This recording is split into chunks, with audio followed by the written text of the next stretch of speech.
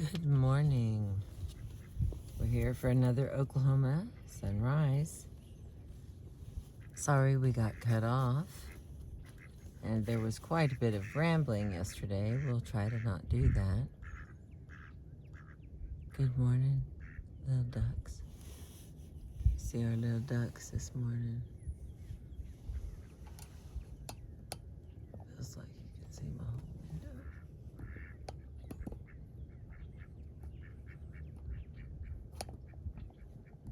It is a beautiful morning.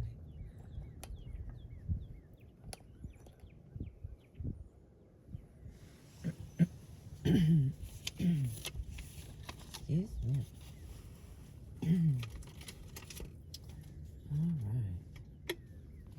It is beautiful out here today.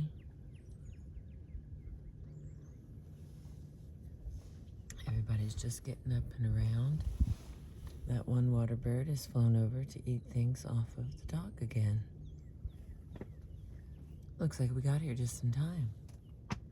All right, I'm going to pick up where we left off yesterday with the abrupt cutoff. Thank you for being with me. I appreciate you. I'm reading us The Warrior Queens by Antonia Fraser. We're on page 218 in the chapter ELIZABETHA, TRIUMPHANS. And Wiley Dog is here.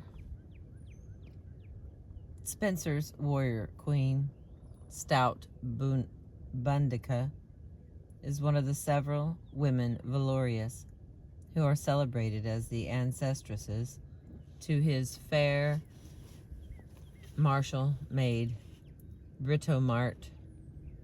It is a sympathetic portrait with Stout Bunduca, seen as a patriot who up arose and took arms the Britons to her drew. There is no hint of any atrocities being committed. Even her defeat is blamed upon the treachery of her captain, here named as Polonius. And for her, suicide, that too is seen as glorious. And yet, though overcome in hapless fight, she triumphed on death in enemies' despite. Britomart herself, who dresses in man's clothes for convenience, has had the classical tomboy upbringing. As her father's only daughter and his heir, she is taught to upset the most warlike rider with her spear and shield. She naturally loathes such ladies' pastimes as to finger the fine needle and nice thread. Britomart's whole delight is in feats of arms. The feat to which she is set by Spencer is that of rescuing the knight Artegall from the clutches of the evil Radegunde, queen of the Amazons.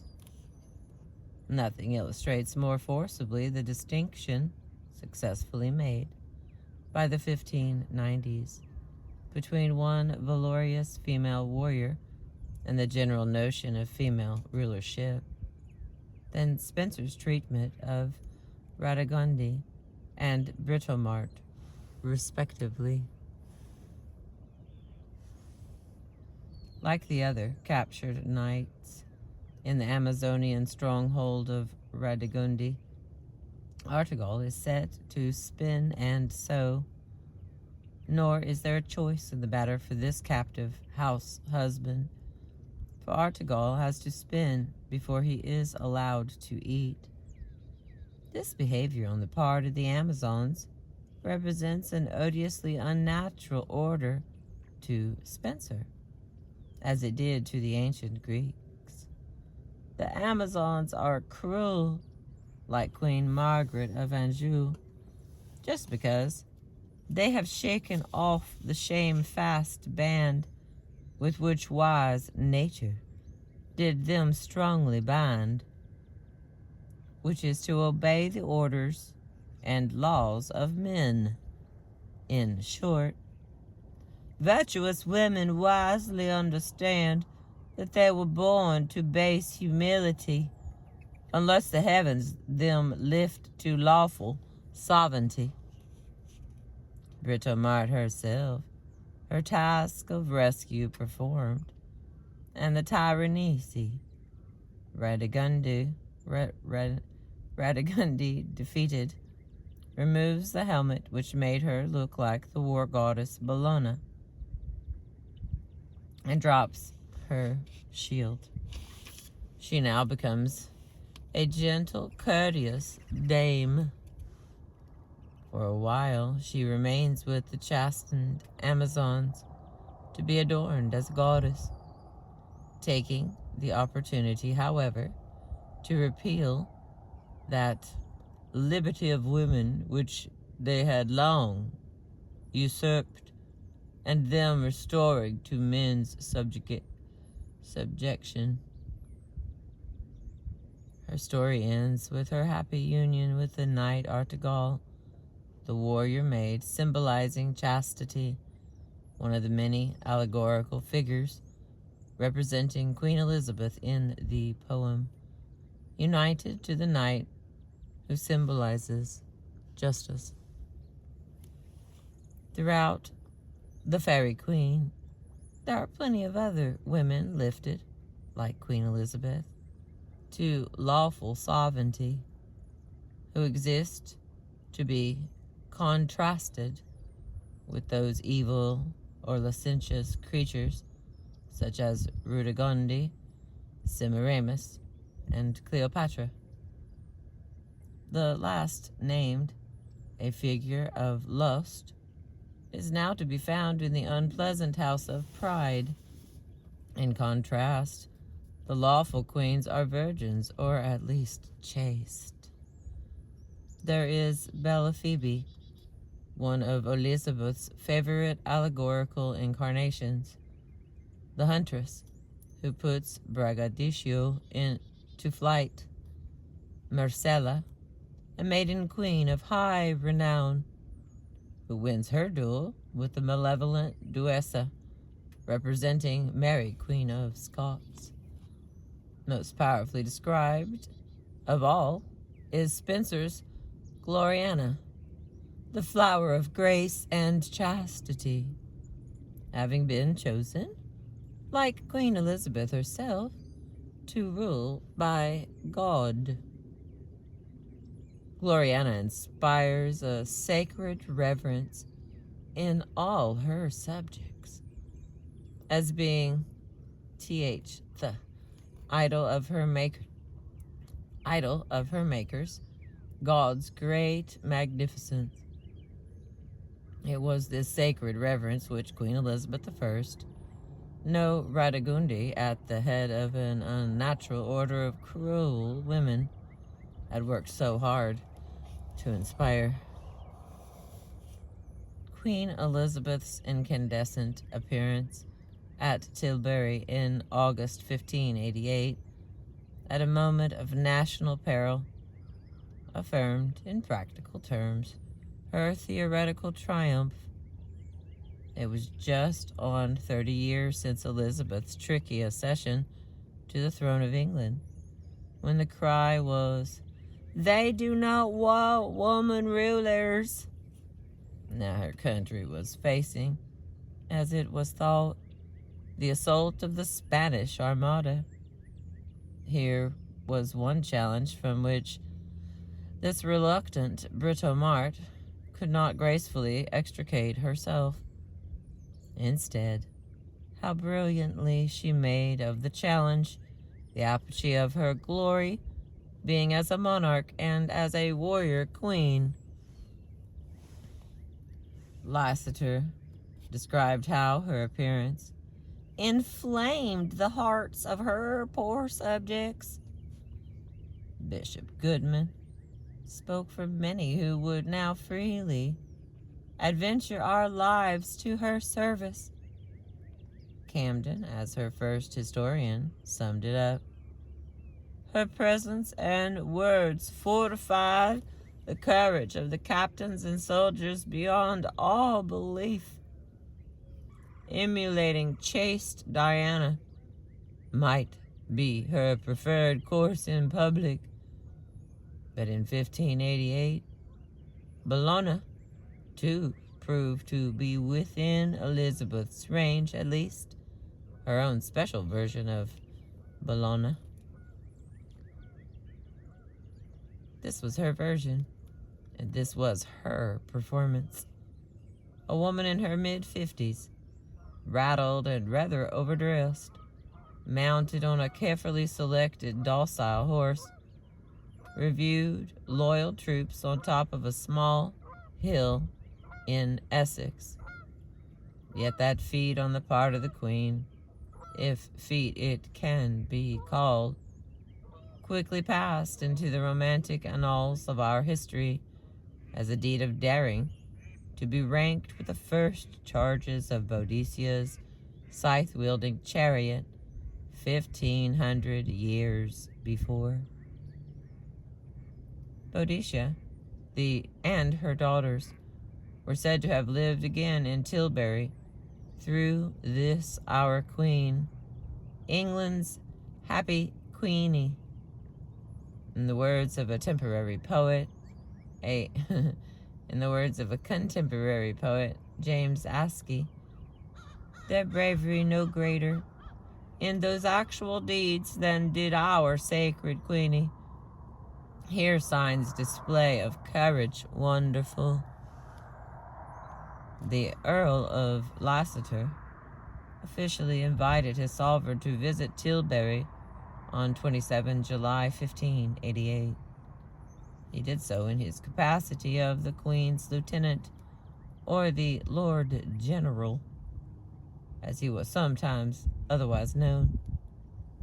Tilbury Camp, actually at West Tilbury, where a church recently turned to a private dwelling now stands, contained the flower of the Queen's troops, and was consequently known as the Camp Royal.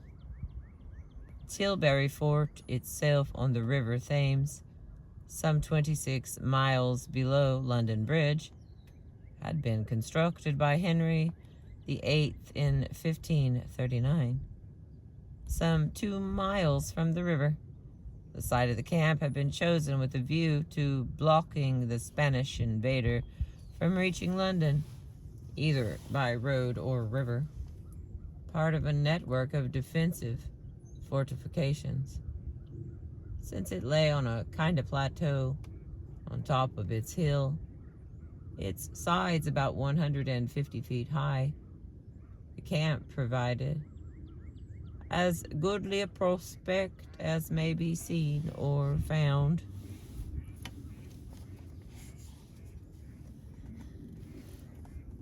It was on 20 July that the Spanish Armada had been sighted approaching the English Channel, whereupon the English fleet engaged it. Such was the good fortune of the English fire ships that by the end of the month the Spanish fleet was compelled to flee northwards, driven like a flock of sheep, in the immortal phrase of Sir Francis Drake. At this point, however, the stately Spanish galleon sheep vanished from view. It is important to realize that just because they did vanish, the extent of their dispersal and damage was not appreciated for some time. Some messages concerning the damage were received while the Queen was actually at Tilbury. Elizabeth's appearance, Dia ex machina, at Tilbury should not therefore be understood in terms of an empty exercise. It was an exercise, it is true, but one intended to perform a vital function in rallying the national morale in time of war. Ye shall comfort not only these thousands, wrote Leicester, of the camp's inhabitants, but many more that shall hear of it. the Queen set forth Tilbury by water on 8th of August. Silver trumpets blew to mark her progress, or as one of the contemporary eyewitnesses' accounts had it, with a characteristic allusion to her illustrious parentage. And to barge upon the water, being King Henry's royal daughter, she did go with trumpets sounding. But when she landed, at about midday, at the present blockhouse of the fort, there was music of a more martial kind. Drums, fifes were heard, and finally the guns thundered. And so, like Boadicea, in the words of the Essex historian Morant, like the war goddess Bellona, or like a king in other contemporary accounts, Queen Elizabeth was brought ceremonially into the center of the Camp Royal. The method of transport used was a coach, but this bejeweled and spangled affair was indeed different from Boadicea's mythical chariot, and different again from the light wooden structure of the Celts, which that forgotten figure, Boudica, would actually have used. This chariot, never intended to see a battlefield, was checkered with precious stones and patterns of emeralds, diamonds, and rubies. According to the poet James Askey, who was present among the soldiers, it reminded observers of nothing so much as the heavenly car of the sun god Phoebus, drawn by his foaming steeds. One side effect of Elizabeth's 30-year propaganda campaign was the frantic desire to protect and corset the Queen's own person, a desire which of its very nature could never have been applied to the same extent to a male sovereign.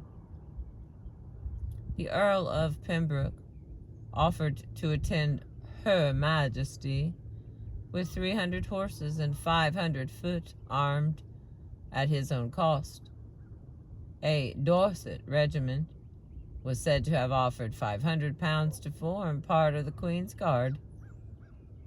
Now, as she passed, the men actually fell on their knees as though in prayer to her. Askey, whose descriptive poem of the whole wondrous occasion was aptly titled ELIZABETHA TRIUMPHANS, described her passage as thus: the couch, their pikes, and bow their ensigns down, when as their sacred royal queen passed by, in token of their loyal bearded hearts, to her alone, and none but only she. It was ironic that at one point the cries of the kneeling soldiers as they called out blessings upon her name became so enthusiastic that the Protestant queen sent messages of reproof. Officially, at least, Elizabeth frowned upon such idolatrous reverence, however much her subjects might happily sublimate their feelings for the banished Virgin Mary of the old Catholic religion in their adoration of their female sovereign. This was not to be a conscious process. Deafening cries of "God save the Queen" were one thing, prayers quite another. The Queen's behavior looked forward, not back.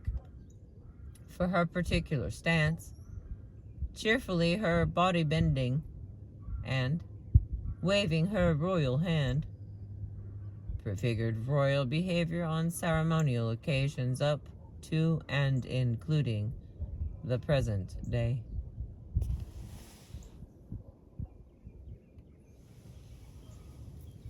The Queen spent the night at Saffron Garden.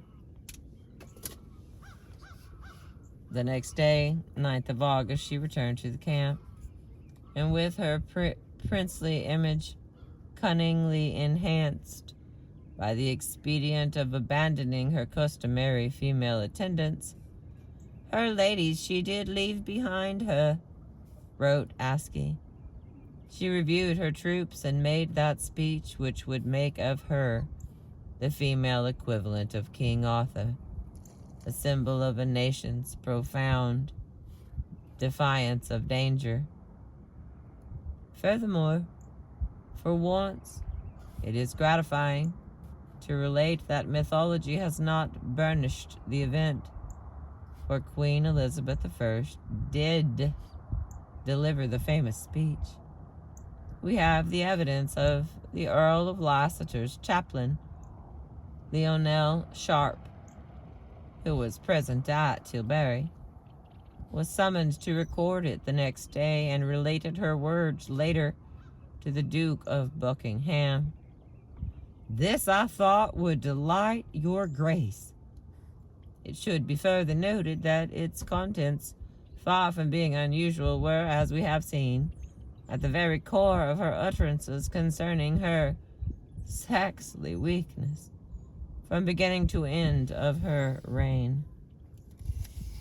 The Queen was dressed in white velvet, with a silver cross over her dress, to symbolize once more, to those who might have missed it, the ever-present danger to her person, the most dainty and sacred thing we have in this world to care for, as Leicester expressed it.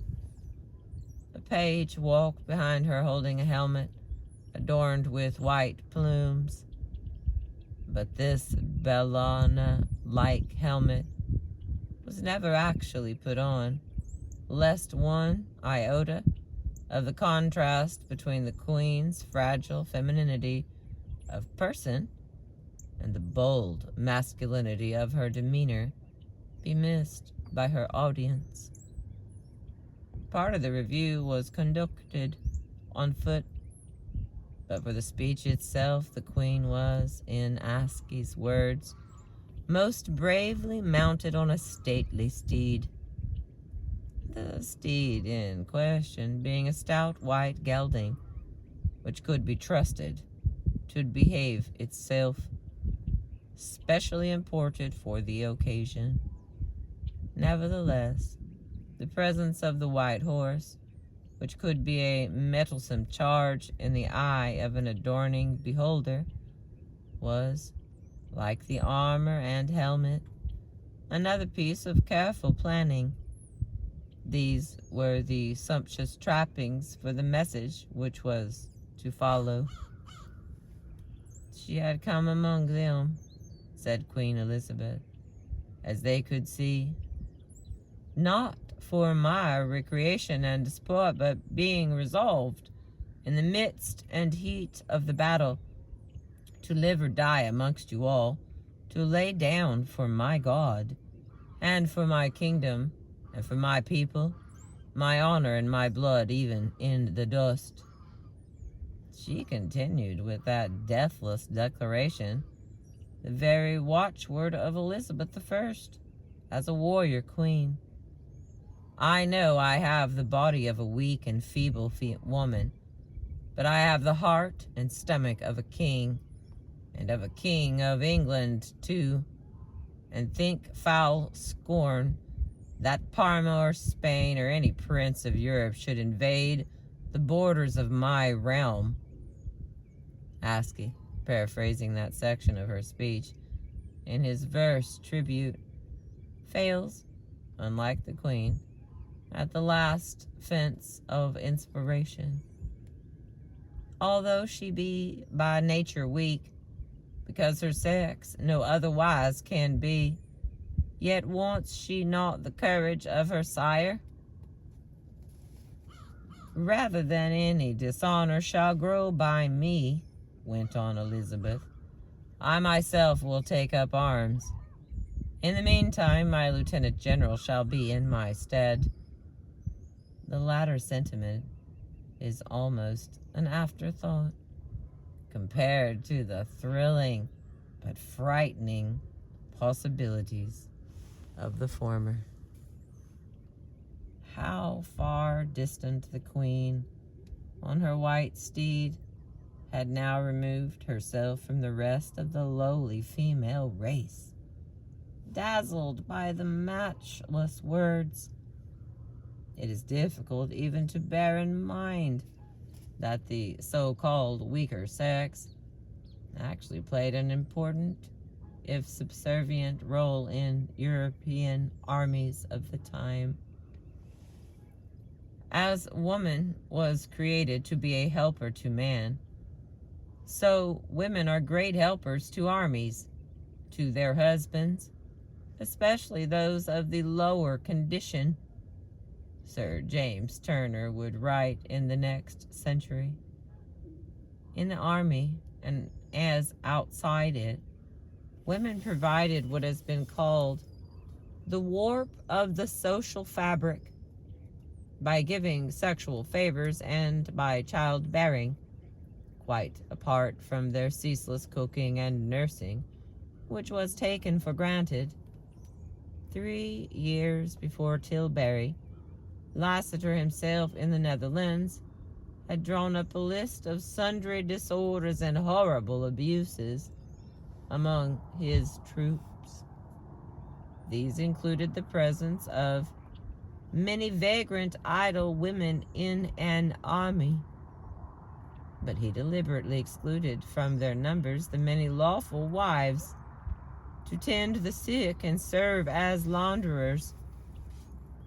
ELIZABETHA, TRIUMPHANS, simply did not belong to the same gender as these inferior but essential workers. Or if she did, it was only to enhance still further the measure of her own kind of military glory, far from the sweaty field of battle, close to the minds and hearts of her people. And that is what we've been reading.